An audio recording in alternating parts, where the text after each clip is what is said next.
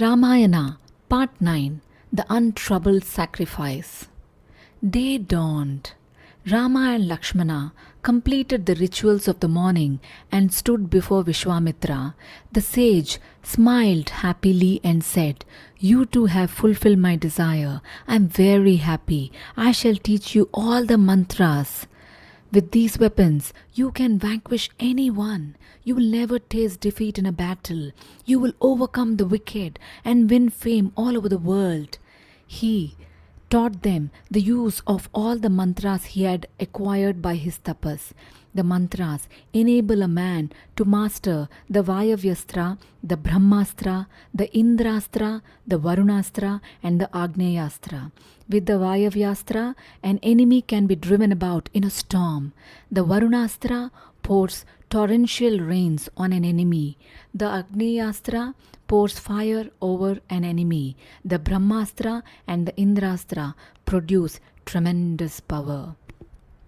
Thus, the weapons possess different kinds of powers. Each weapon has a deity as master. When a bowman fixes an arrow and recites the verse sacred to the particular deity, the deity enters the arrow, making it a formidable weapon.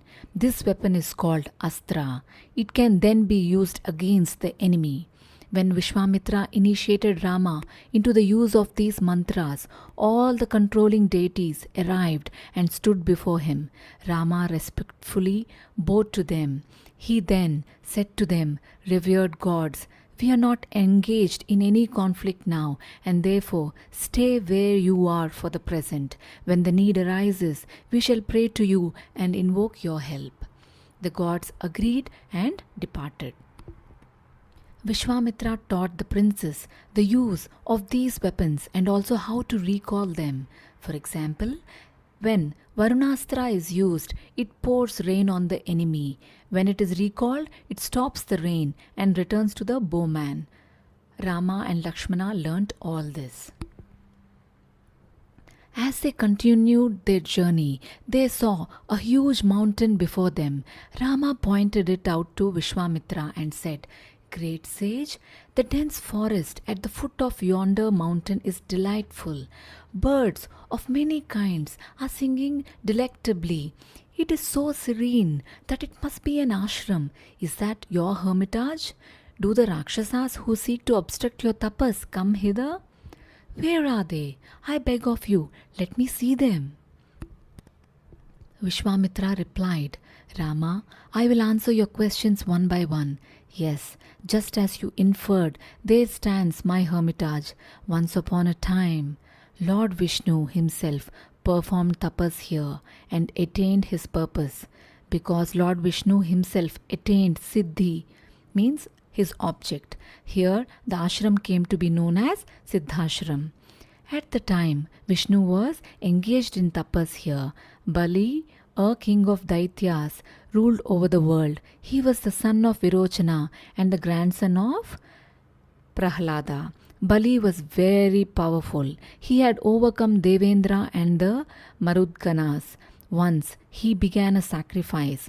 The gods were in panic. They approached Vishnu, who was engaged in tapas here. They prayed to him, "Lord, King Bali has already won heaven, the earth, and the lower world, and has become the lord of even the gods. He has now embarked on another sacrifice. If he completes it successfully, we, the gods, will be condemned to eternal slavery under him. We pray to you, somehow you must overcome him." Vishnu listened to them and was convinced that the sacrifice had to be arrested. At this very time, Bhagavan Kashyapa Brahma was engaged in tapas to propitiate Vishnu. Kashyapa was the son of sage Maricha. He was second only to Brahma in the act of creation. He yearned to have Vishnu for his son. That was why he was performing tapas. Vishnu saw this as a right opportunity to be born on the earth and prevent the completion of Bali's sacrifice. And so he responded to Kashyapa's prayer and was born as his son. This son was Vamana. The word means a short person. Vamana came to where Bali was engaged in his sacrifice. It was a great sacrifice and was to take several years, and during this period, Bali would deny nothing to any suppliant. He would give away whatever anyone sought. Vamana came to Bali. The king was pleased with the radiance of the boy's face. Respectfully, he said, "Sire, what do you seek? Command me." Vamana replied, "King, grant me as much land as measures 3 times my foot." Bali answered, "Very well, measure so much land and take it." The short Vamana at once shot to a great height. He grew so tall that he touched the earth and the sky. His one step covered the lower world, the second covered the earth, and the third covered heaven. And this meant that Bali had given away all the 3 worlds to Vamana. Vishnu set free the gods whom Bali had imprisoned. He gave Indra the 3 worlds he had won. Thus, this is the place where Vishnu himself once lived. I live here now. This is where I perform the sacrifice. The 2 Rakshasas, Maricha and Subahu, come here and obstruct the sacrifice. You too must destroy them. Enable me to complete the sacrifice successfully and protect righteousness. With these words, Vishwamitra guided them into the ashrama. The residents of the ashrama learnt that Vishwamitra had arrived with Rama and Lakshmana. They were delighted and raised to meet them. They welcomed them and made obeisance to Vishwamitra. They greeted Rama and Lakshmana affectionately. Their affection doubled when they heard how the boys had killed Tataki. Rama said to Sage Vishwamitra, "Revered sire, take the oath of consecration today itself. May you achieve your purpose so that the name of Siddhashrama becomes justified." Vishwamitra was pleased and consecrated himself to the mission of sacrifice. Rama and Lakshmana kept awake the entire night. As soon as day broke, they completed the rituals of the morning. They then touched the feet of Vishwamitra and began to keep watch, armed with their bows and arrows. They asked the disciples of the sage, "Whence do the Rakshasas come here? Is there a definite point of time when they appear?" The disciples answered, "The sacrifice takes 7 days. Sage Vishwamitra has taken a vow of silence. For 6 days, he will not talk to anyone. The Rakshasas travel in the air. There is no knowing when they will arrive. It is therefore best for you to be ever vigilant." Rama and Lakshmana remained alert for 6 days, day and night, and protected the ashrama. Vishwamitra and the other Ithihasas were engaged in the sacrifice. The rituals were meticulously observed. The sacrifice neared the end. Suddenly, the altar of the sacrificial fire flared up, a sign of the approaching terror. Black clouds gathered in the sky, and it grew pitch dark. Maricha and Subahu had launched their attack.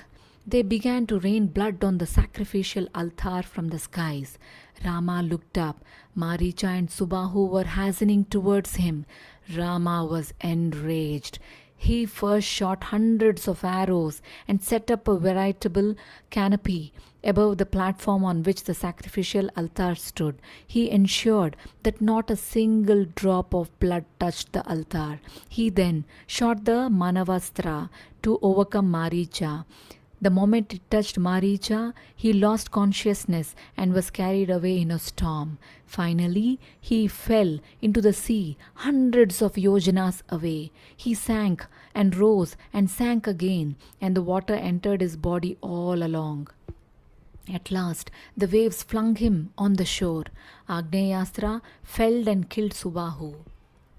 The assembled rishis were very happy that Maricha and Subahu could no longer harass them. They praised Rama in many ways. Then Vishwamitra completed the sacrifice without a hitch. He said, Rama, I have accomplished my purpose. You have fulfilled the desire of your father. I am truly delighted, and embraced him. Rama and Lakshmana too were supremely happy. They were happy that they were able to ensure the completion of the sacrifice. They were also proud that they had fulfilled the instruction of their father. The day was spent in enthusiastic rejoicing.